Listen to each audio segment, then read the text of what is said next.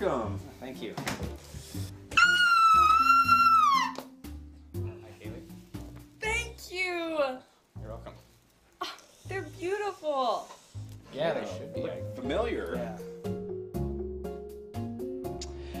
And so the dating began. All right, courting. And although Stephen lived far away, this wouldn't be the last time he surprised Caleigh.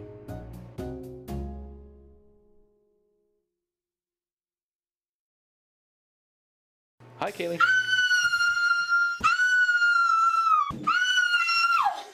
However, some things did return to normal.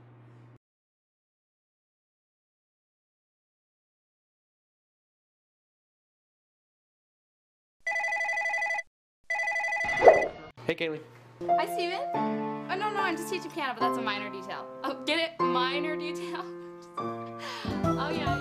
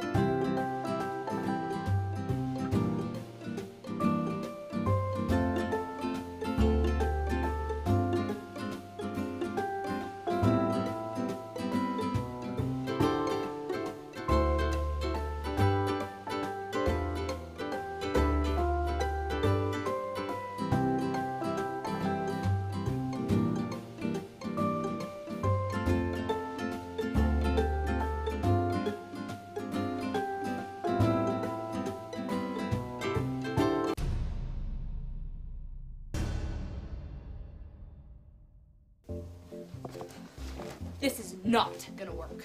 Yeah, because you keep blowing things out of proportion. I keep blowing things out of proportion? You just can't admit that I'm right, can you? What? You think that's the problem? Yes, I do. Well, you're wrong. No, I'm not. Will you quit bothering me? I'm on my break. Ah, I love this game. She's like, look, Stephen, you know that cutting tomatoes with one hand is harder. And he says, no, cutting cheese is definitely harder. And she's like, no, it's not, blah, blah, blah. And then he's like, why are you bothering me? I'm sorry, what's this? I'm on. And so, as you can see, this couple is facing the dilemma that inevitably plagues every relationship. What is easier to cut with one hand? The tomato or the cheese? Seeing that they were not getting anywhere, the counselor suggested that they relate their stories. Well, I was just sitting at home, having a snack when Caleigh called.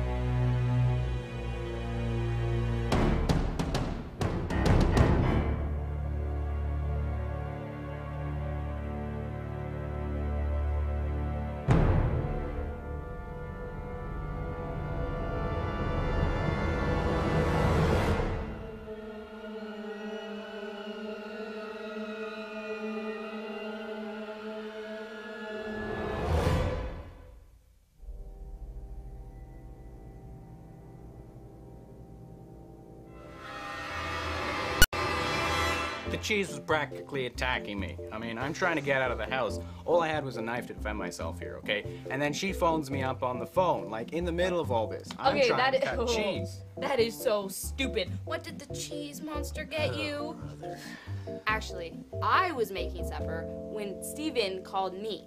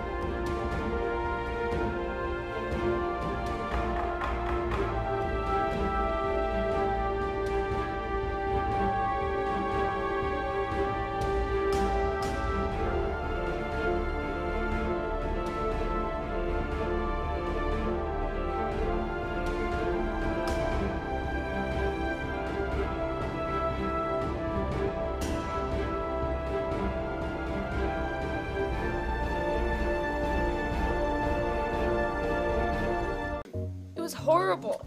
Well, that tomato sounded a lot like the cheese. Well, that tomato sounded a lot like the cheese. You see the kind of maturity level Don't point your finger at me. Don't put your finger at me. Aha! You were concerned about my maturity level. That's enough. Now, I think I can help you guys. Let me call in my colleague. Nancy, can you send Hermione here, please? And so we leave our troubled couple in the capable hands of these two counselors. Did they resolve their differences? It would seem so. After all, this film was made for their wedding reception. But if you must know for sure, you could ask them yourselves. But let me suggest, should you choose that option, not to fan the flames by making a cheesy vegetable joke. That caption was back on again, wasn't it? It's on now. It's calling me a snobby voice. This is unacceptable. I knew I would rule the day that I ever filmed with a B-rated director. I am not snobby, and don't you forget it. I should never have left the theater. I was remembered then for roles, Hamlet, Shakespeare. Actually, guys, I'm starting to think making a film about Anne of Green Gables might not be such a bad idea. It's about time a real film version was done. However, we have to remember the fans. That kind of thing, you have to remain true to the books. Yes, but the way I see it, we can remain true to the books, unlike most Hollywood films, and still change a few minor things so as to update it just the right amount for the modern audience. Yeah, no, that could work. But what kind of changes were you thinking of? Like, you know? Well, imagine this. Instead of the main character being a girl, it could be a guy. Minor and yet different. So, Andy of Green Gables. Subtle but effective.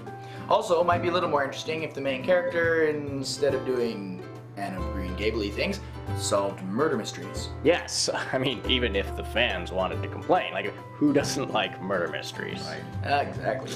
Now, another minor change is it could take place in England, since, as we all know, that is where all the murder mysteries happen. Yes, and I don't even know if that's a change. Like, who's to say Anne of Green Gables didn't live in England? I didn't read the books, but I'm pretty sure where the stories took place were never mentioned. Well, since it takes place in England and it's a murder mystery, then of course the next step, obviously, is to involve the Queen. Well, naturally. However, to be more original, it shouldn't fall in the same vein as all those other assassination tales. To spice things up a bit, how's about the Queen's son be the murder victim? Yes, I can imagine it now. The prince is going into the stables to get his horse when suddenly an unknown murderer strikes and all is anarchy. Yes. It will be called Anarchy of the Queen's Stables. You see, just a few minor changes and we can bring a classic back in a way Hollywood could never imagine. Its original form.